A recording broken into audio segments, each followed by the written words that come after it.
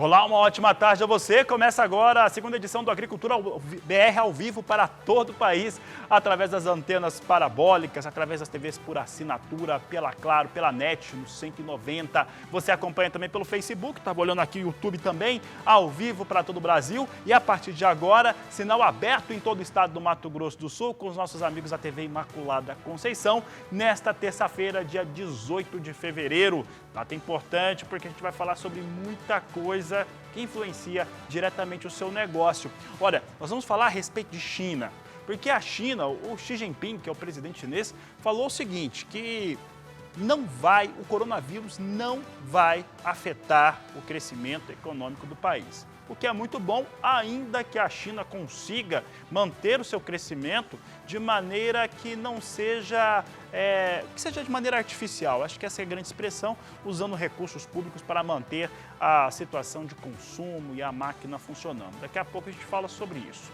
Eu vou falar a respeito do bom momento que a sojicultura brasileira vive, que o produtor de soja brasileiro vive e as oportunidades que existem, tanto para a aquisição de insumos para a safra próxima, a 2020-2021, o momento de comercialização e as expectativas que seguem excelentes para a soja. Eu vou usar o Mato Grosso como exemplo para falar desse assunto. Vou falar também de mercado de milho. Você que é produtor está aí esperando, né? Você que é produtor de milho sabe do que eu estou falando. Você tem um bom momento, né? Tem que estar travando negócios, está fazendo bons negócios, principalmente porque o preço do milho permanece com perspectivas de alta, perspectivas no mínimo de ficar do jeito que está, enquanto que quem precisa comprar precisa negociar da melhor maneira possível. Você vai entender o que vem acontecendo no mercado neste momento. Nós vamos acompanhar também a informação de que há um destravamento para os negócios com café arábica no Brasil. Então, ó, fica de olho. Você que pediu aqui pelas redes sociais o café Conilon, preço do Conilon, você vai ter preço do café Conilon, tanto Espírito Santo, Rondônia, Bahia, você vai saber como é que estão se comportando os valores. Hoje tem a volta dos negócios nos Estados Unidos, depois de um final de semana prolongado. Nesta última segunda-feira foi dia do presidente. Hoje o mercado volta a atuar e você acompanha tudo o que acontece aqui, é claro, no Agricultura BR. O Agricultura BR que começa a edição de hoje falando de soja. Eu já abro falando hoje de soja porque os números que foram apresentados pelo Instituto Mato Grossense de Economia Agropecuária apenas comprovam aquilo que a gente já vinha dizendo há bastante tempo, a respeito de um momento extremamente favorável para produtores. Os produtores de grãos no país vivem realmente uma situação diferenciada. E quando você tem uma situação na qual você consegue negociar melhor, as aquisições também ocorrem de uma maneira melhor. É simples. O que nós vamos dizer agora, e que está relatado no IMEA, e aí todo mundo tem acesso ao documento, lá no imea.com.br, você vai saber o seguinte, que a comercialização, no caso, a aquisição de insumos para a próxima safra, a compra de adubos, de insumos, ela subiu de maneira proeminente, subiu 11 pontos percentuais entre um mês e outro. Chega agora a 39,5%, é isso mesmo. O estado do Mato Grosso ainda está colhendo a soja, eu vou falar também da colheita da soja agora, mas ainda está colhendo, não chegou a 60% ainda, e mesmo assim o produtor de soja já conseguiu travar os negócios para aquisição de insumos, trava numa situação muito mais favorável, 39,5% daquilo que se imagina que o Mato Grosso vai gastar de insumo já foi adquirido. Isso porque o produtor tem conseguido travar bons negócios, saca de soja lá no momento, de acordo com o próprio IMEA, vem com uma média de preços no estado na casa de R$ 73,00 por saca, o que não é nada mal. Vamos dar uma olhada então como é que está sendo vista essa safra próxima. Primeiro falando da safra próxima do Mato Grosso de soja, safra 2020-2021, você tem comigo aqui na tela dois números que chamam muito a atenção aqui de quem está conosco. Veja só, você tem aqui os valores, né, os números para aquisição de insumos, como eu disse, chegando a 39,5%. É isso aí. 39,5% dos insumos para a próxima safra de soja já foram adquiridos. É um número realmente impressionante. Eu não trouxe aqui os demais dos outros anos para mostrar como é que estava, mas aqui esse destaque ele é bastante relevante. A safra próxima, 2020-2021, ele já vem numa situação muito interessante de comercialização, chegando a 13,21%. É isso aí, comercialização da próxima safra de soja no Mato Grosso já alcançou 13,21% de comercialização. Estamos falando da próxima safra. Então, estado do Mato Grosso, né, o produtor sojicultor, já fez a aquisição de quase 40% de todos os insumos que vai utilizar e já negociou uma parte relevante da próxima safra. Isso é planejamento, isso é uma maneira de trabalhar que traz aí uma situação mais confortável para quem produz, para quem está no campo. Mas agora eu falo da safra atual, vamos falar da campanha atual 2019-2020 no Mato Grosso. E a campanha 2019-2020, ela vem com um cenário extremamente favorável para o estado do Mato Grosso. Não é apenas uma situação na qual você tem ali um bom desempenho de safra. É uma situação que você tem um bom desempenho de safra que vai resultar na maior campanha da história mato-grossense. Mato Grosso é, de longe, o maior produtor de soja como estado individual do mundo inteiro. Se você pegar os dois maiores estados dos Estados Unidos, por exemplo, Illinois e também Iowa, eles não vão somados chegar ao que o Mato Grosso vai chegar agora, vai chegar ali na marca de 33 milhões de toneladas, de acordo com os números do Instituto Mato Grossense de Economia Agropecuária. E essa safra de soja recorde que eu estou comentando aqui do estado do Mato Grosso segue no seu processo de colheita. A última semana, né, foi marcada por chuvas talvez mais expressivas, né? Choveu bastante no Mato Grosso, vamos falar logo, choveu muito no Mato Grosso. Isso normalmente atrapalha os trabalhos de campo. Atrapalhar? Atrapalhou, mas as máquinas entraram quando tinha ali aquele momento de janela, as máquinas entraram em campo e fizeram a colheita, portanto, houve avanço sim na colheita de soja mato-grossense, que se por um lado ela segue atrasada frente à colheita da soja no último ano, que foi recorde, né, em relação à aceleração, ela já é mais rápida do que a média dos últimos 5 anos e este fator ele é bastante favorável, principalmente para a produção de milho de segunda safra. Vamos dar uma olhada então como é que vem essa colheita da soja. Está na tela, está comigo aqui, soja no Mato Grosso. Você vê aqui os números atualizados, comparando o que acontece na comparação entre a colheita no ano passado e a colheita no período atual. O estado do Mato Grosso alcançou 58,2% agora até esse último dia 17 da área total prevista para a safra 19/20, um avanço de 13,7 pontos percentuais frente à semana anterior. No igual período do ano passado, como você vê na tela, foram 68,7%. Ali você tem um atraso de 10,5 pontos percentuais, frente quando você compara ao ano passado, mas a safra atual, a colheita da safra atual, ela já passa de 5 pontos percentuais frente àquilo que acontecia na média dos últimos 5 anos. Então está excelente o trabalho de campo. Vai acontecer de maior parte do milho mato-grossense ser cultivado na janela ideal. Então é provável, né? Claro que são estimativas, mas é um bom resultado para a soja mato-grossense, o melhor resultado da história, e é muito provável que se tenha um resultado igualmente de excelência também para o milho.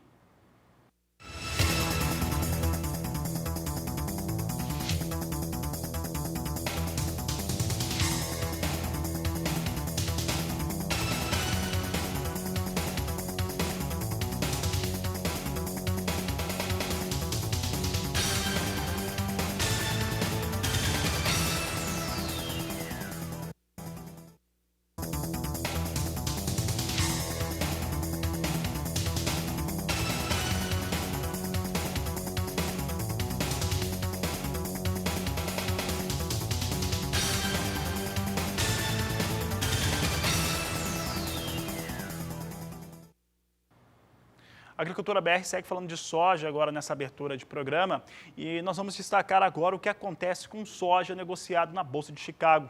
Tivemos um final de semana prolongado nos Estados Unidos, foi feriado nesta última segunda-feira, dia do presidente por lá, e a expectativa era uma reabertura de negócios até por conta da questão chinesa, que mantém ali a palavra de retirar as tributações que estavam elevadas sobre produtos norte-americanos. É uma expectativa boa para o dia de hoje. O que nós vamos olhar agora é se essa expectativa ela se cumpre. É o que a Agricultura BR mostra para você agora. Nós temos aqui na tela soja em Chicago com uma alta bastante tímida para o momento. Então, soja vai subindo agora, mas é realmente uma alta tímida para os negócios futuros da soja. É importante lembrar que nós não tivemos pregão desta segunda-feira por conta do feriado.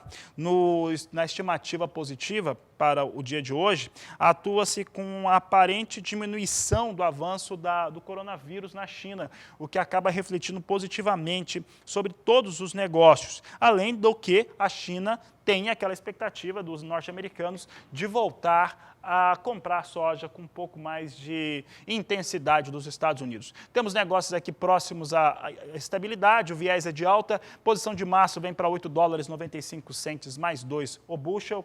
Temos aqui a posição de maio, $9,04 mais 4, julho negociado neste momento a $9,16 mais 2 o bushel, e a posição de agosto, neste momento nós temos negócios a $9,20, uma ligeira alta aqui de 0,6, que dá praticamente estável as posições, mas de qualquer maneira temos negócios com soja na Bolsa de Chicago vindo em elevação no dia de hoje, depois de ter algumas expectativas em relação a principalmente a China.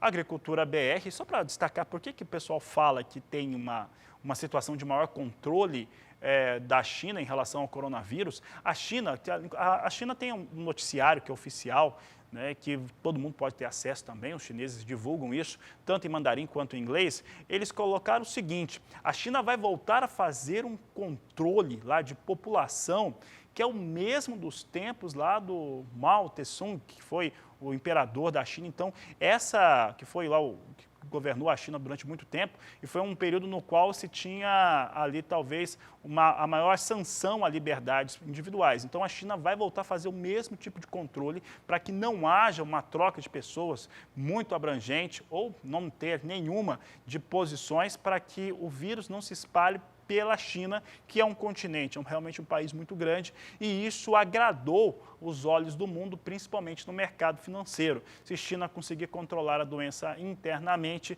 acaba sendo positivo para todos os mercados, financeiro e também de commodities agrícolas e commodities não agrícolas também. Falo de dólar, o dólar também acaba sendo influenciado por isso, mas hoje o dólar volta a ter a referência norte-americana. Mercado financeiro dos Estados Unidos opera, então você acompanha comigo o que acontece por lá. Temos agora dólar comercial no Brasil vindo para R$ 4,34 mais 5, não contém o dólar continua trabalhando com elevação, vem com uma alta de 0,37% a moeda norte-americana neste momento, mostrando elevação no dia de hoje, R$ 4,34 mais 5 é o que eu destaco agora no Agricultura BR em relação à moeda norte-americana. Você vai acompanhar agora conosco cotações de mercado. Veja.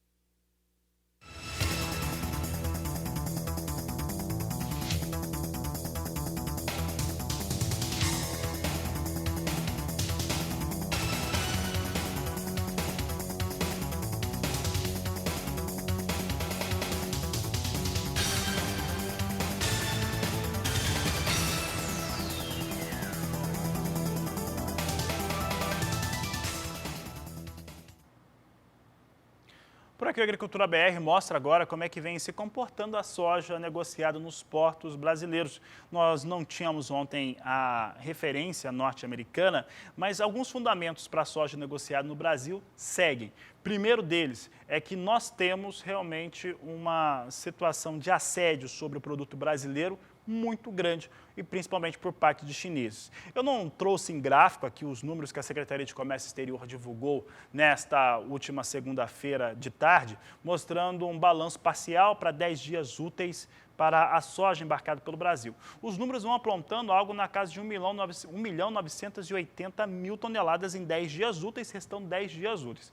A questão é que a expectativa de aporte de embarcações no Brasil é muito maior para esse período. Como a gente já disse algumas vezes aqui, ultrapassa a marca de 7 milhões de toneladas. Mas, por enquanto, a Secretaria de Comércio Exterior está dizendo que pouco menos de 2 milhões de toneladas de soja deixaram o Brasil no mês de fevereiro. A gente vai continuar acompanhando esses números, que a expectativa total, por conta das agências marítimas, é de um embarque muito mais elevado. Tanto é que o prêmio pago no porto continua excelente e com isso e com um dólar mais alto, como você viu, nós temos preços bem mais interessantes. Eles seguem em alta, retomando marca de R$ 90 por saca em Santos. Santos já tem, mais uma vez, a marca de R$ 90 a saca, na referência, R$ 90 a saca de 60 quilos em Santos. Paranaguá apresenta R$ 89 por saca de 60 quilos. São os números que eu trago aqui em relação ao que vem acontecendo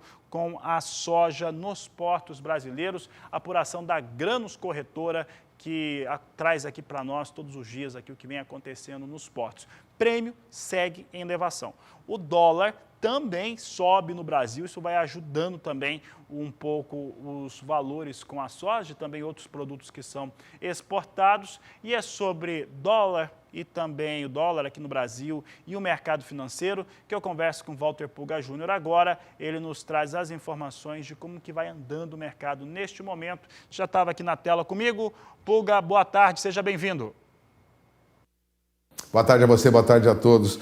Fabiano, as informações dão conta de que os operadores do mercado de câmbio, quando falamos de dólar em todo o mundo, trabalham com perspectiva negativa em relação ao avanço do coronavírus. Embora a China sinalize que haja algum controle sobre o avanço da doença agora, ou seja, ele teria diminuído, né? O fato é que há muito receio de que haja um encolhimento na economia mundial em função de problemas causados pelo coronavírus, principalmente por evitar, né, por proporcionar às pessoas que evitem trânsito de produtos, de animais, e há muitas dificuldades que vão aparecer a partir de agora, como, por exemplo, excesso de carne estocada nos portos da China, cargas que não foram enviadas para o mercado chinês, cargas da China que não foram enviadas também para outros países. Há muita preocupação em relação a isso. E o dólar, portanto, se valoriza frente a outras moedas de países emergentes como o Brasil. Não se valoriza apenas frente ao real, não. O dólar já chegou a passar de R$ 4,35 e mais 50, agora opera perto da máxima com alta de mais de 0,5% a R$ 4,35 mais 21, chegou, vou repetir, a R$ 4,35 mais 52, e a expectativa é de que se mantenha nesse patamar durante todo o dia de hoje. Afinal, não sobe apenas frente ao real, sobe também frente a outras moedas como a lira turca, peso mexicano, o rand sul-africano e até frente ao dólar australiano. Então há um movimento internacional de valorização do dólar. E o que ocorre, enquanto isso, com a nossa bolsa? A nossa bolsa recua. Recua porque o mercado está muito volátil, os investidores temem uma baixa repentina em algumas commodities, em algumas ações, portanto, operam cautelosamente. Nosso índice Bovespa opera agora em queda de quase 1%, a queda é de 0,92%, cai para a faixa de 114.253 pontos, ou seja, chegou a operar hoje acima de 115.300 e agora cai para 114.253. Ou seja, há um recuo acentuado no nosso índice Bovespa, que se esperava chegasse rapidamente aos 120 mil pontos. Agora, vamos lembrar que há uma alta acentuada, aliás, é o papel de maior alta hoje no índice Bovespa, Ações da Marfrig. Ações da Marfrig sobem agora, para se ter uma ideia, mais de 7%.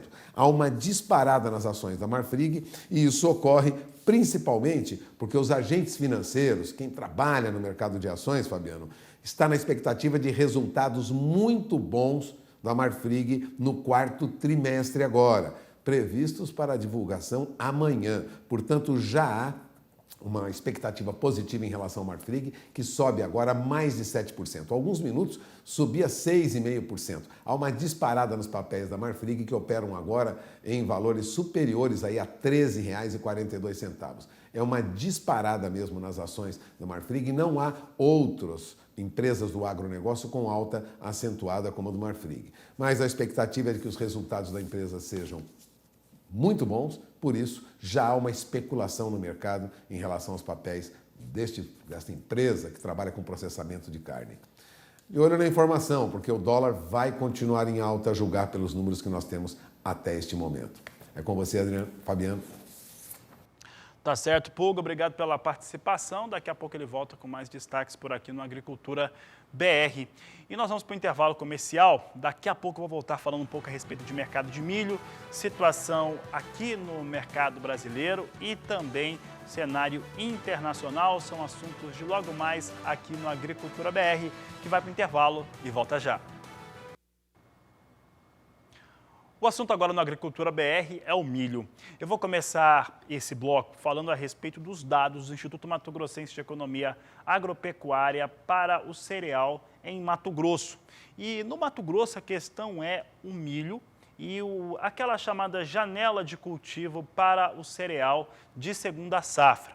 Primeira coisa que nós podemos dizer e que está ali lançado no relatório do IMEA, primeiro, confirma que choveu muito na última semana. Choveu bastante na última semana no estado do Mato Grosso, o que seria um fator determinante para atrasar tanto a colheita da soja quanto a semeadura do milho.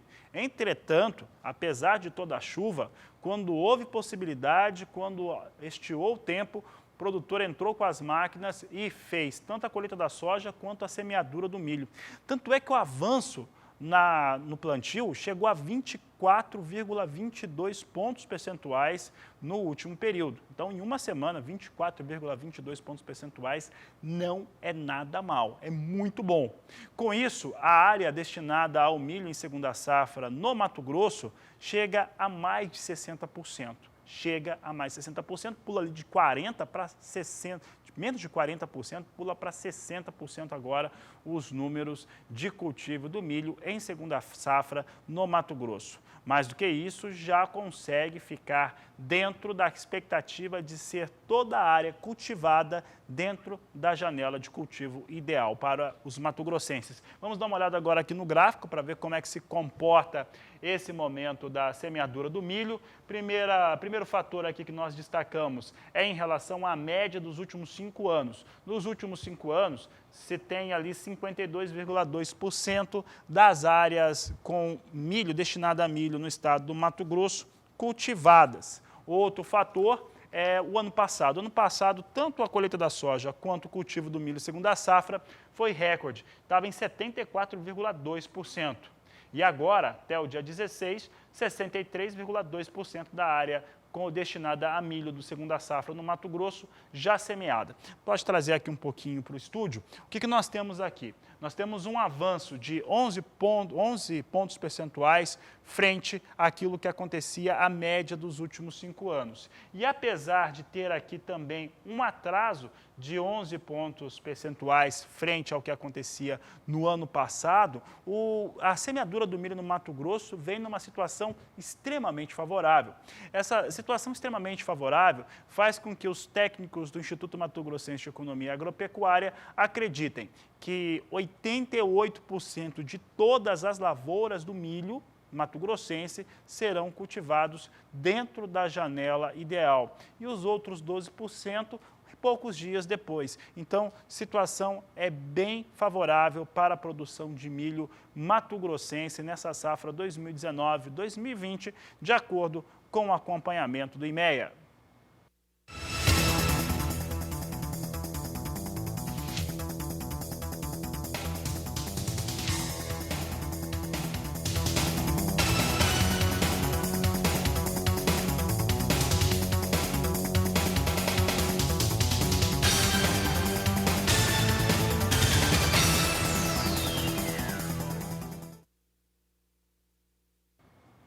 Vamos dar uma olhada agora como é que se comportam os valores do milho negociado no cenário internacional. Eu falo do milho em Chicago. Você acompanha na tela comigo as posições de curto prazo, vindo com uma alta no curto prazo aqui é de quase 1%.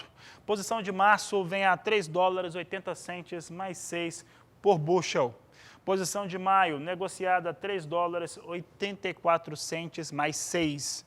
Posição de julho, $3,88 mais 2. E a posição de setembro, $3,87 por bushel. São os negócios que eu destaco agora aqui no Agricultura BR, com o milho negociado lá nos Estados Unidos, depois do final de semana prolongado e uma segunda-feira de feriado por lá.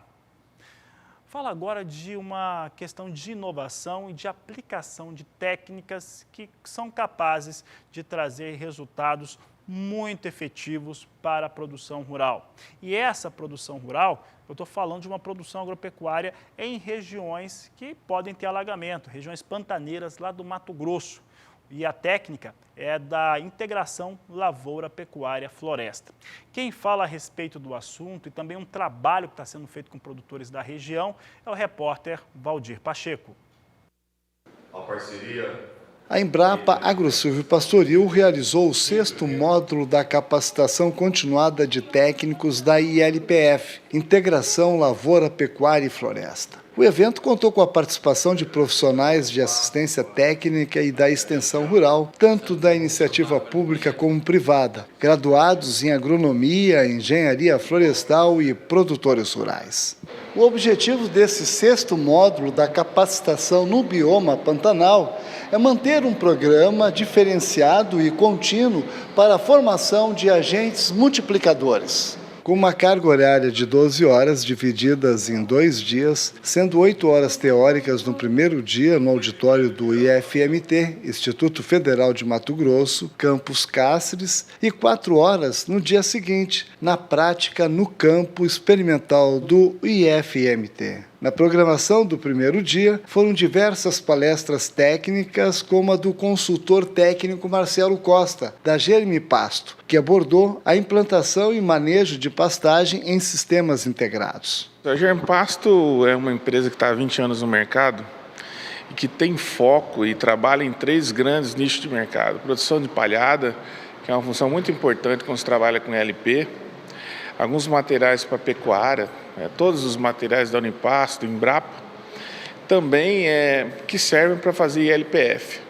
Então a gente veio hoje falar sobre implantação, a apresentação desses materiais da melhor maneira, quais são os fatores que o técnico, ou que o pecuarista, ou que o agricultor devem usar como critério para escolher a melhor forrageira para você fazer um ILPF. A importância da análise microbiológica para a qualidade do solo foi abordado pela agrônoma Elisângela Ferrari. É um tema que tem ganhado maior importância, né? Dentro da parte do solo, a parte microbiota tem agora realmente uma relevância maior. O produtor tem olhado mais para esse ponto, né? Que o solo são engrenagens que geram ele, né? A parte física, química e a microbiológica. Então, com esses sistemas, há um ganho, né, nessa parte, onde pode se desenvolver mais micro-organismos e ocorrer um equilíbrio maior nesse solo, consequentemente melhores produtividades e maior sustentabilidade desse ambiente. Microclima, conforto térmico na ILPF, foi proferido pela Camila Souza da Silva, mestra em Ambiente e Sistemas de Produção Agrícola. Utilizei dados da Embrapa, Agrosilvio Pastoril lá de Sinop, e testamos os 2 diferentes tipos de sistema que eles têm de ILPF para gado de corte lá, que ILPF de 49 metros entre renques duplos, esse de 49, e renques triplos, com espaçamento de 15 metros entre renques, e comparamos dados de temperatura, umidade relativa do ar, radiação fotossinteticamente ativa, temperatura do globo negro e velocidade do vento, junto com o sistema a pleno sol, que é a pastagem solteira. A gente percebeu que o ILPF de 15 metros entre renques foi o que teve os menores resultados, analisando índices bioclimáticos, índice de temperatura do globo e umidade e carga térmica radiante. O médico veterinário e gestor da fazenda Aras Terra Boa, Gilberto Scheidauer, falou de suas experiências em sistemas integrados de produção. A atividade agropecuária, ela não tem limites. Eu não consegui achar um limite e vejo vários profissionais renomados aí não conseguindo alcançar o limite de produção no sistema agropecuário. Se todo mundo juntasse, todo mundo se unir, não tiver medo ou não tiver receio de passar informação, de trocas de informação, eu acredito que nem o céu será o limite para a produção agropecuária. Este evento só é possível através de parcerias entre entidades públicas e privadas. Com muita satisfação que nós estamos nesse evento que foi enriquecedor, porque a gente viu aí 4 palestras aí de pessoas que têm experiência e o Senar veio para somar. E eu digo sempre que sem conhecimento a gente não consegue ir a lugar nenhum.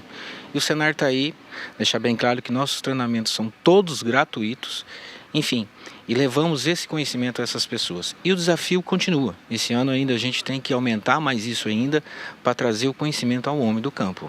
Nós começamos ontem a 6ª edição da capacitação continuada na temática ILPF e outras tecnologias do Plano ABC, aqui para o bioma Pantanal Mato Grossense, com os técnicos aqui da região, né? Alunos do Instituto, alunos da Unemate, extensionistas da Impaer. Tivemos ontem então mais de 100 pessoas, onde foram 6 apresentações durante 8 horas aqui no Instituto, no auditório dele.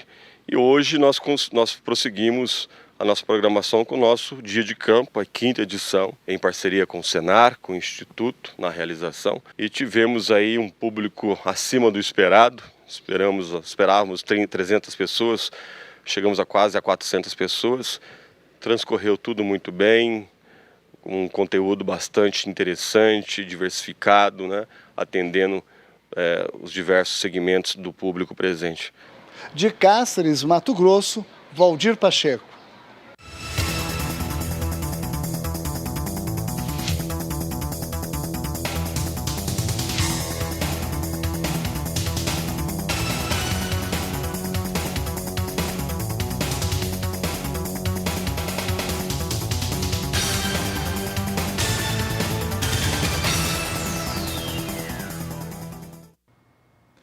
A Agricultura BR destaca nesse bloco o mercado do café. Vamos começar trazendo em destaque o café arábica, começando pelo mercado futuro, já que em Nova York era feriado, os Estados Unidos era feriado nessa segunda-feira. Vamos saber como é que vem as posições negociadas depois de um final de semana prolongado nos Estados Unidos, onde mais se negocia café arábica no mundo. Bolsa de Nova York, plataforma Ice Futures apresentando queda nesta terça-feira. Vemos aqui queda, uma queda até um pouco mais expressiva agora para 3 pontos, em torno de 3 pontos nas posições de curto prazo. Março vem a $1, 6 centes, mais 15 a libra-peso. Maio, $1, 8 centes, mais 35 por libra-peso. Julho, $1, 10 centes, mais 50 a libra-peso. E setembro, $1, 12 centes, mais 40 por libra-peso. Negócios com o café arábica em Nova York em queda nesta terça.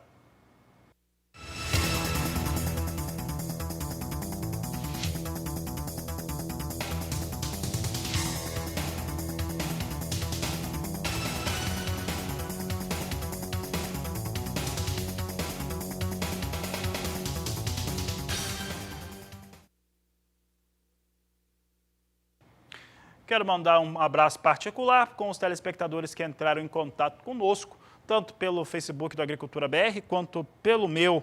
E agora aproveito para mandar um abraço para Luciene Garcia. Não identificou qual é a sua produção, mas está conversando conosco aqui. Um grande abraço a você, Luciene. O Ednei Lira Nascimento, que tem assistido o programa diariamente. Obrigado, Ednei. O Luciano Souza Gomes, também participando do programa de hoje. Maria Aparecida Gonçalves. Um grande abraço a você, Maria Aparecida. Assiste a gente todo dia. Obrigado, Maria Aparecida. E o Leandro Alves, Gomes participando, é produtor de café Conilon no Espírito Santo e quer saber dos valores. Olha só, Leandro, e também o pessoal que trabalha com Conilon, vou começar a trazer no destaque com o café Robusta, mercado futuro, que é negociado na Bolsa de Londres. Veja conosco como é que vem as posições negociadas. Temos hoje Robusta caindo na Bolsa de Londres, vem com uma queda um pouco mais expressiva. Nós só temos as posições de setembro e novembro acima do piso de $1.300. Maio vem a $1.266, uma queda de 1,89%. Julho, $1.293 a tonelada, recua 1,62%. Setembro, $1.308 a tonelada, com queda de 1,60%. E novembro, $1.323, queda de 1,58% para os negócios com café Robusta. Neste momento, um dia ruim para o mercado futuro do café. Vamos dar uma olhada agora como é que está o mercado físico nas cotações de mercado.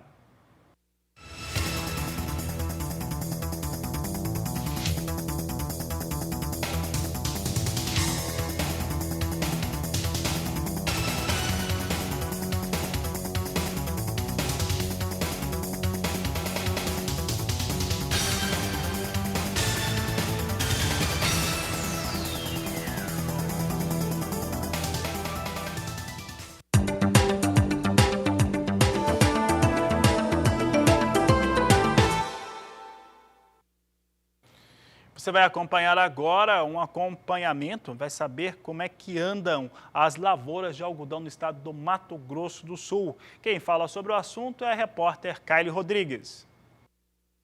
A atividade da cotonicultura está intensa em Mato Grosso do Sul. Nesta época do ano, várias regiões já semearam a cultura. Está com o algodão de primeira safra já um pouco mais adiantado e o algodão segunda safra está terminando, foi terminado o plantio dele, acredito que faz uns 15 dias em torno, então está numa fase bem inicial. Se plantou em condições boas de solo, não tinha iniciado um período crítico de chuva e agora está em fase de desenvolvimento inicial. Com a plantação ainda no início, não dá para falar das ocorrências de pragas e doenças. Para 2020, as perspectivas são positivas para o setor. Chapadão do Sul, por exemplo, é considerado um celeiro de produção da pluma.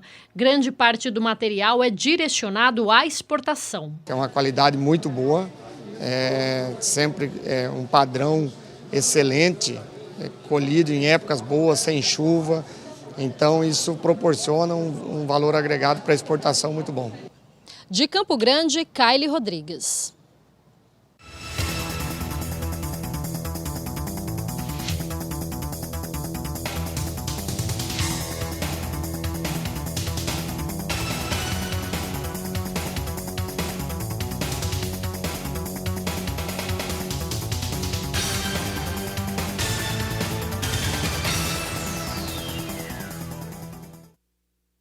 A Agricultura BR agora fala a respeito de greve, paralisações que acontecem pelo Brasil.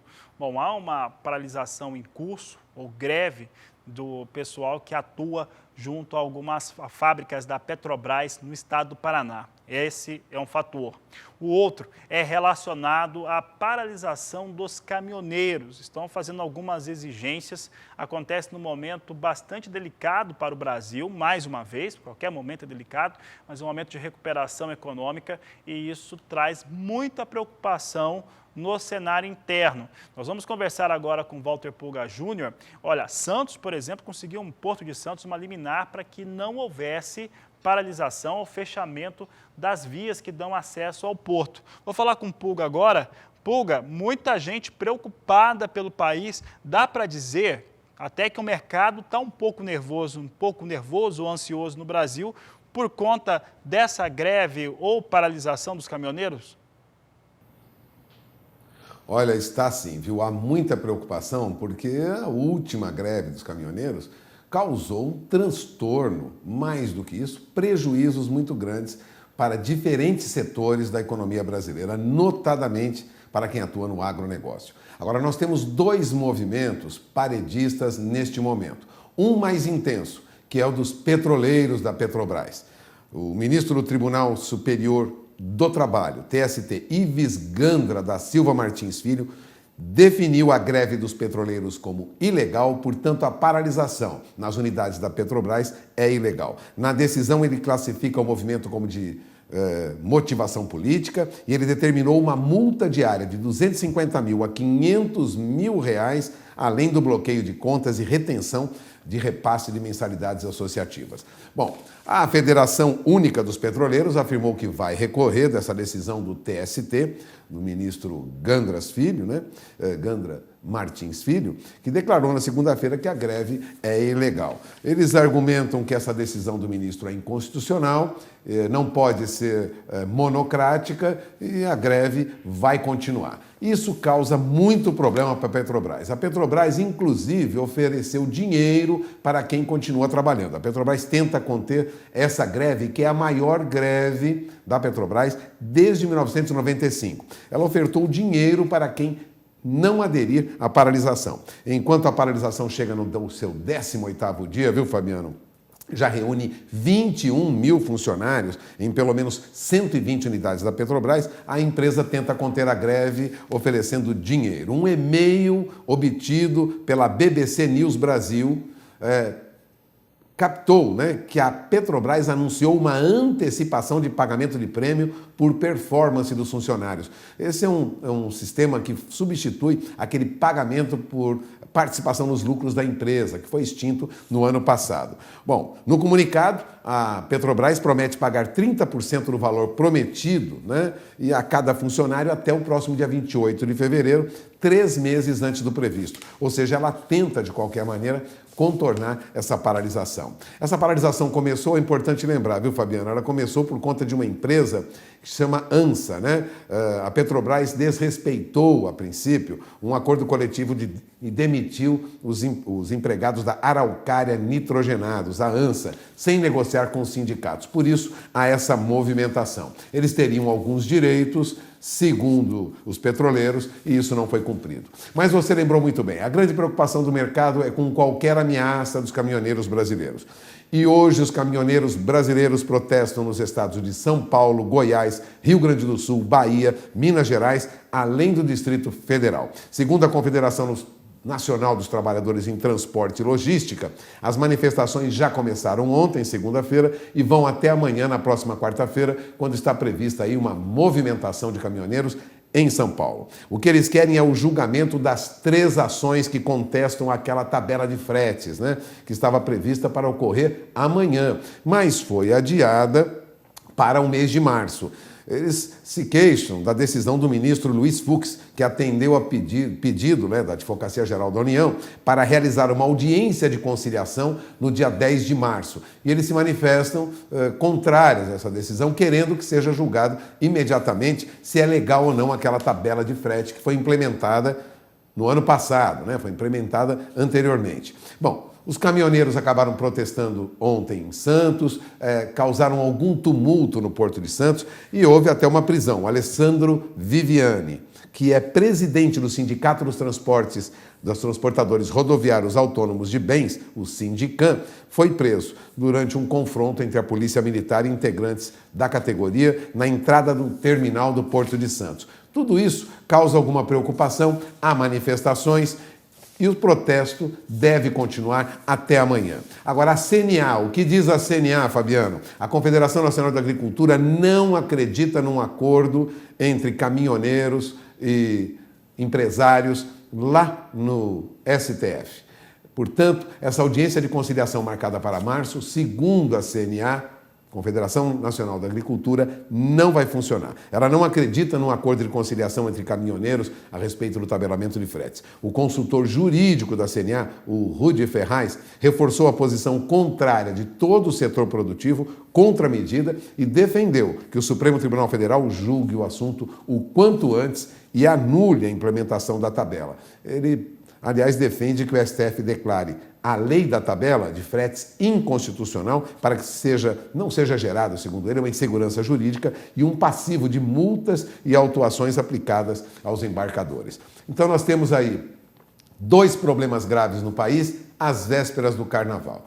O mercado está tenso, sim, de olho no que ocorre na Petrobras e de olho no que ocorre na movimentação dos caminhoneiros. Mas ainda não há uma paralisação generalizada dos caminhoneiros, apenas uma movimentação de protesto que deve ficar restrita até amanhã a manifestações mesmo, sem uma paralisação generalizada. É com você. Obrigado, Walter Pulga. Obrigado pela participação. Uma boa tarde a toda a equipe em São Paulo. O Pulga trouxe ali informações que são fundamentais para que o cidadão brasileiro, mas principalmente o produtor rural que está acompanhando o Canal do Boi, entendam algumas coisas que acontecem no Brasil. Bom, a primeira coisa que eu vou comentar aqui foi a respeito da decisão do juiz que definiu essa paralisação dos petroleiros lá no estado do Paraná, do sindicato, como eleitoreiro. O assunto ainda estou falando da Petrobras. Tá? Daqui a pouco o pessoal pode colocar o caractere, pode mudar. Estamos falando dessa paralisação da Petrobras. O que acontece? Ele definiu como uma situação, um posicionamento político ali dos petroleiros. E ele tem razão. Porque se não fosse, os grevistas, esses petroleiros lá que estão relacionados à Petrobras, eles fariam de maneira diferente. Primeiro, se quer fazer uma manifestação, manifestaria de acordo com o que a lei diz. Mantém 90% em atividade, 10% faz a paralisação e eles entram num rodízio ali, entram num consenso para ver quem que vai paralisar e quem é que não vai. E, principalmente, buscariam novas negociações. Então, sobre esse ponto, está bastante assertivo na questão do direito, a decisão do juiz, ao que parece. Parece mesmo ser uma paralisação, ou greve, no caso lá, muito mais motivado por questão política do que realmente pelos direitos dos trabalhadores, se é que não receberam. Mas se não receberam, eles têm que receber mesmo. Mas não é dessa maneira que eles vão ter acesso ou direito àquilo que lhes pertence. Sobre essa outra questão, que é a paralisação dos caminhoneiros, ainda não vamos chamar de greve, vamos chamar de paralisação, a posição da CNA aparentemente também é assertiva. É muito difícil primeiro ter adiado, né, essa decisão de adiar o que era para acontecer nesta quarta para o dia 10 de março, mas ter uma audiência no qual se espera um consenso entre empresários e os profissionais caminhoneiros. Primeiro, que os caminhoneiros não são representados apenas por uma instituição, são por várias, e alguns não têm nem essa representação. E os empresários, por outro lado, também. Então, é muito provável que não tenha acerto dentro dessa reunião que vai acontecer no STF no próximo dia 10. E é sobre ela que nós vamos falar agora. Nós vamos trazer agora uma reportagem que mostra essa paralisação e toda a movimentação na capital federal em torno dos caminhoneiros. Começaram a paralisação nesta última segunda, devem seguir até amanhã e é realmente de alto risco. Em 2018, o Brasil poderia ter crescido mais, poderia ter tido desenvolvimento e não ocorreu por conta daquele momento, daquela greve, daquela paralisação que trouxe sérios prejuízos para o país inteiro. É o que nós vamos agora acompanhar na reportagem de Saulo Lopes. A paralisação dos caminhoneiros já estava marcada. A ideia inicial era permitir que a categoria pudesse acompanhar a votação que ocorreria no Supremo Tribunal Federal sobre a constitucionalidade da tabela do frete. Mas a votação foi suspensa a pedido da AGU, Advocacia Geral da União. Uma reunião de conciliação foi agendada para o dia 10 de março pelo ministro do STF, Luiz Fux. O adiamento da votação desagradou ainda mais os caminhoneiros, que decidiram manter a paralisação, em protesto. 3 entidades, a Confederação Nacional da Indústria, a CNA, Confederação Nacional da Agricultura e Pecuária do Brasil e a Associação das Transportadoras do Brasil entraram com uma ação contra a tabela de preço mínimo, porque consideram interferência indevida do governo nesse setor. O que irritou ainda mais o movimento dos caminhoneiros foi que o ministro do STF, Luiz Fux, removeu da pauta de votação do STF a votação a respeito do tabelamento de frete mínimo, estabelecimento de frete mínimo, e não fixou uma nova data. Os caminhoneiros que em 2018 paralisaram por 10 dias as estradas do país, no fim de maio, alegam que os custos do serviço são altos e não garantem o próprio sustento. Vá lá e fique parado. Vamos junto fazer uma pressão envolvendo a todos os nossos caminhoneiros, para que essa lei, que é legal, que foi e passou por todos os trâmites, assim exigido pela Carta Maior do nosso país, que é a Constituição. E nós o conquistamos, mas temos sendo assim, como nós diz nós, empurrado pela barriga, né? E temos levando já, o ano passado era para ter se julgado e agora mais essa. O transporte no Brasil não se resume só em grão, temos parte industrial, temos container, temos transporte de veículo, de combustível, enfim, todos esses. Mas todo o caminhoneiro está sofrendo. Nessa segunda-feira, os petroleiros declararam apoio ao protesto de quarta-feira. E a Petrobras, em nota, informou que mesmo com a greve, não haverá crise de desabastecimento de combustível no Brasil. De Brasília, Saulo Lopes. Olha, uma programação de uma visita de embaixadores do Sudeste da Ásia estiveram no estado de Mato Grosso do Sul. E eles visitaram algumas propriedades rurais. Entre elas, eles conheceram o projeto Pecuária BR.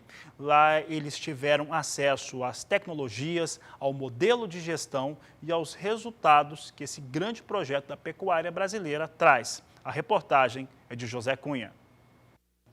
Como parte da programação dos embaixadores do Sudeste Asiático em visita ao Mato Grosso do Sul, no sábado pela manhã eles foram até o município de Terenos, a cerca de 30 quilômetros da capital, onde visitaram 2 propriedades rurais. A primeira delas voltada à produção de grãos e a segunda, grande produtora de carne bovina.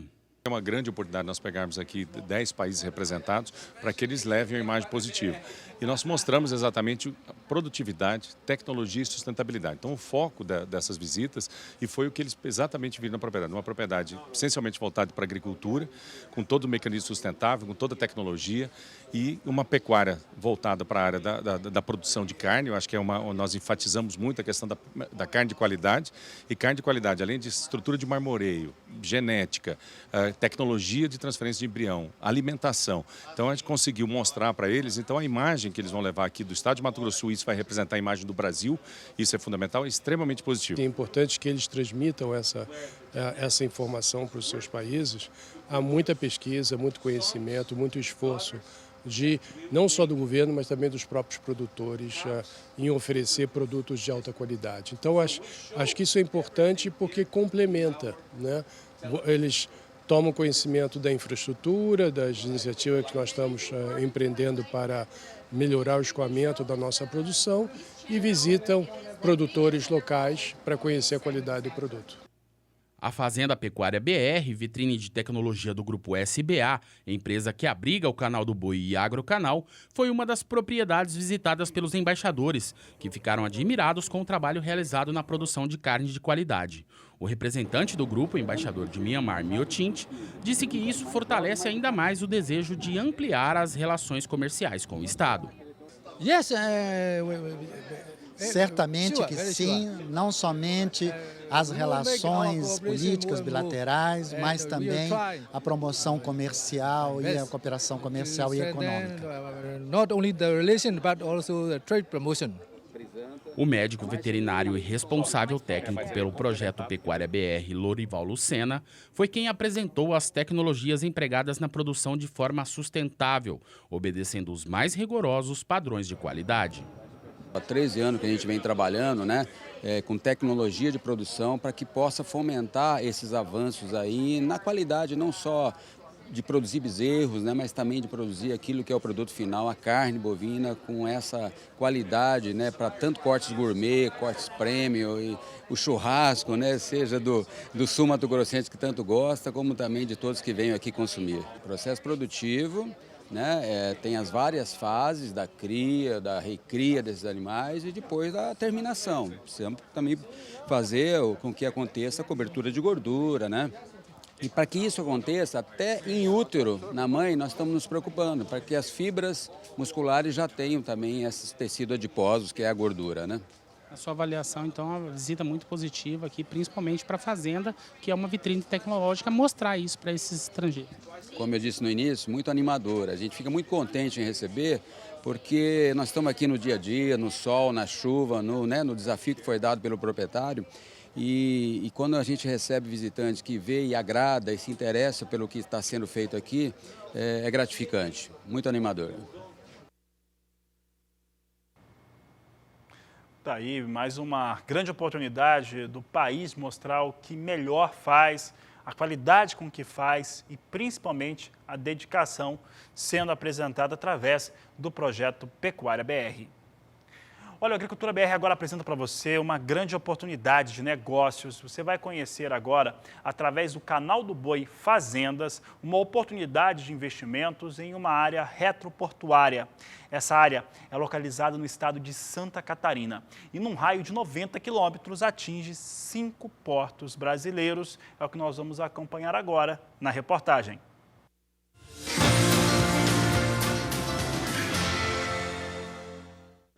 Você busca por novos investimentos? Então chegou a hora. Eu trago uma oferta imperdível, direto de Garuva, município conhecido como porta de entrada do estado de Santa Catarina.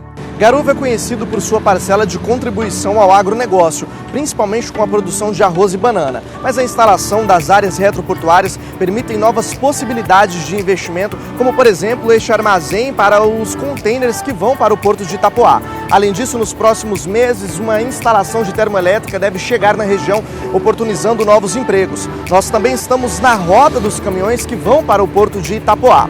Por aqui eles abastecem e descarregam. Esta BR proporciona esta facilidade, esta agilidade, pouco mais de 30 quilômetros do município de Garuva. Uma prova de que esse lugar tem ótimas oportunidades de investimento. Essa área que você vê na tela é a pioneira com o preparo retroportuário de toda a região. O terreno conta com 1 milhão de metros quadrados em uma área plana, apenas 1 quilômetro da estrada que faz a ligação até o porto de Itapoá. Além disso, os acessos aos portos como Paranaguá e Navegantes são facilitados pela BR-101. Essa área aqui, ela foi de uma área rural, foi transformada em área retroportuária. Inclusive a pioneira aqui do nosso município, onde o comprador solicitou essa alteração para a implantação de empresas. Hoje ela conta com 1 milhão de metros quadrados, de área toda plana, com todas as liberações ambientais para receber qualquer instalação. Em pleno desenvolvimento, localizada entre as duas maiores cidades da região, Curitiba, no Paraná, e Joinville, Santa Catarina. Ainda conta com 2 aeroportos internacionais e um nacional nas proximidades. Para mais informações, entre em contato com a nossa equipe. Temos uma oferta preparada especialmente para você.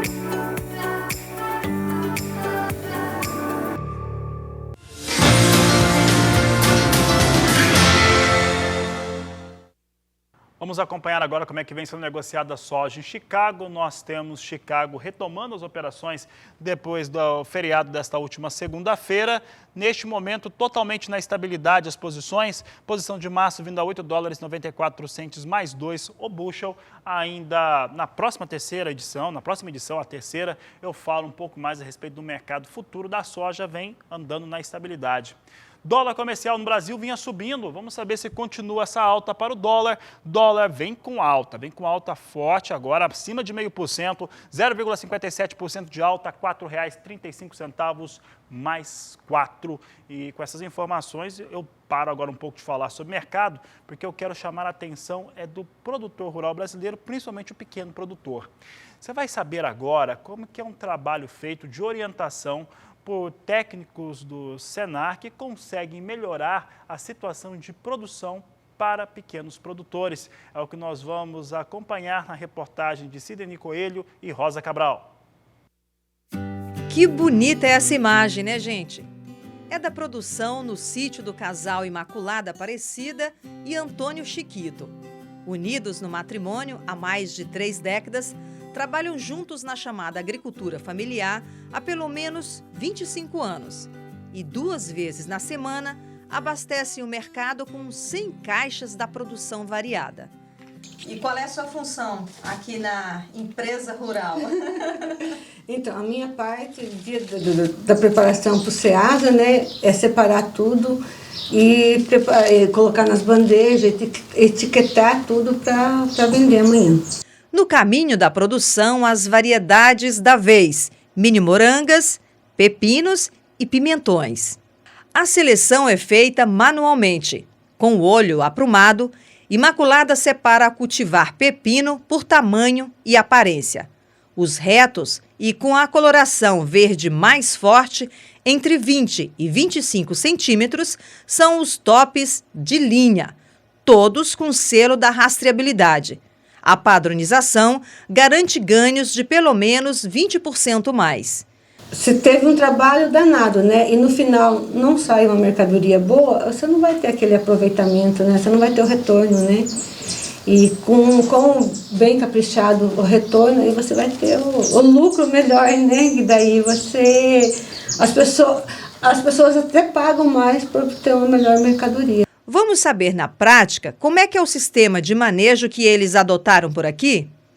A plantação, que já foi a céu aberto, hoje é protegida por estufas agrícolas, solução para minimizar as perdas no processo de produção.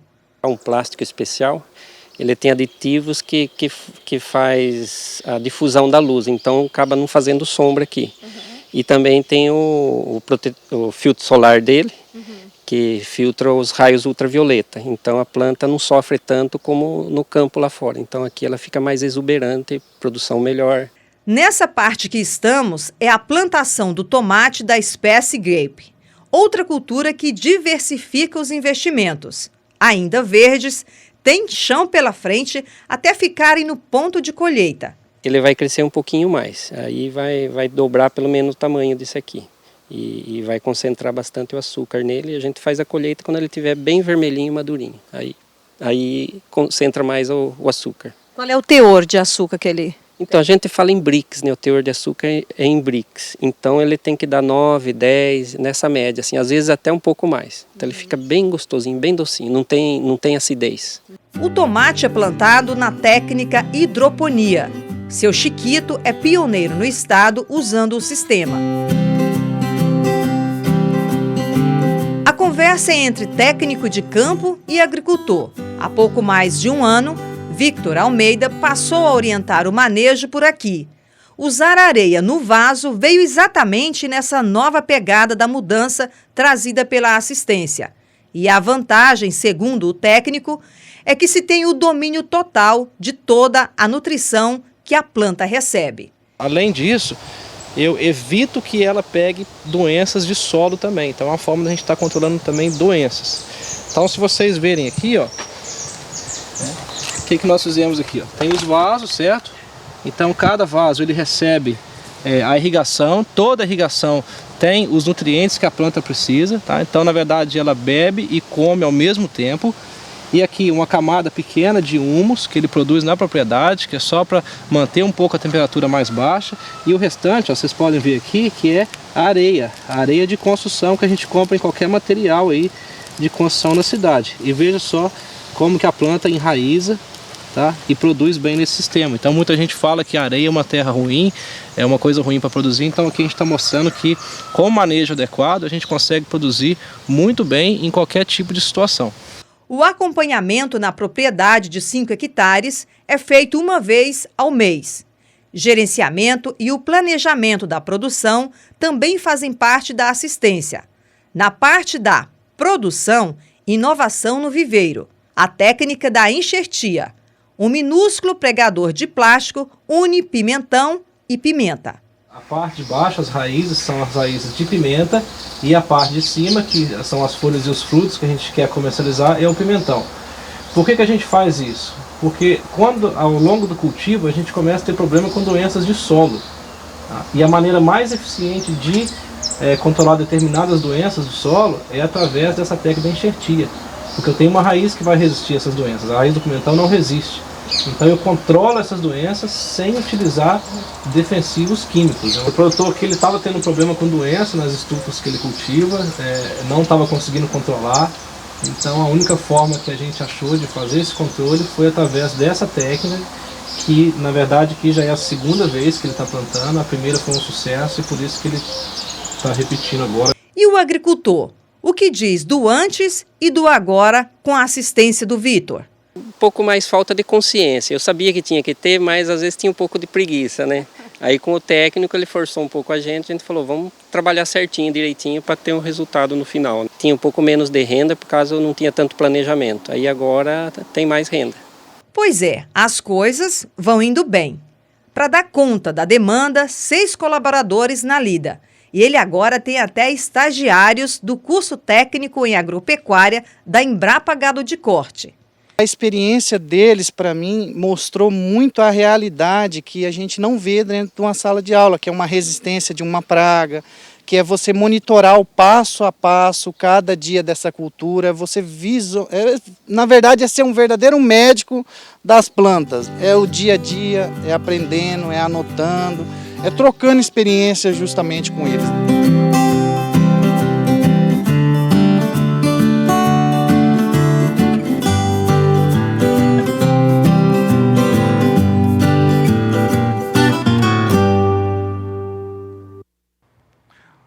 Bacana a matéria.